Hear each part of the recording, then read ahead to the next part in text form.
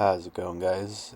Today I'm going to be showing you guys how to get an extra 2 to 2.25 inches out of your Tesla's trunk here. As you can see, I fit the solar panel in. It wouldn't have fit otherwise.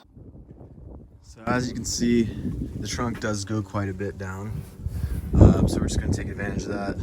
First thing, pretty self-explanatory, you can grab this, set it aside. This will fit in the front seat. So if you need more room, you can just put those in the front seat. Same thing here. Just pull it out, self-explanatory. And then this is where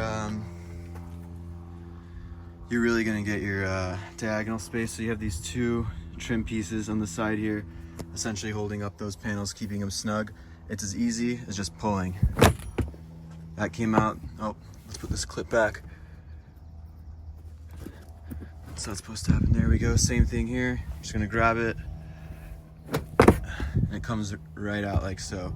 And you're gonna gain about 2.5, 3 inches.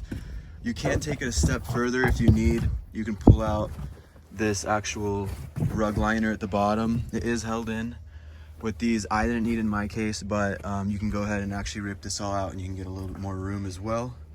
Otherwise, same exact way putting it back on in the reverse. It's simple as just hitting it back in place. I usually go with bottom, top, and then the middle. That's kind of the easiest way for alignment. Bottom, top, middle. There we go.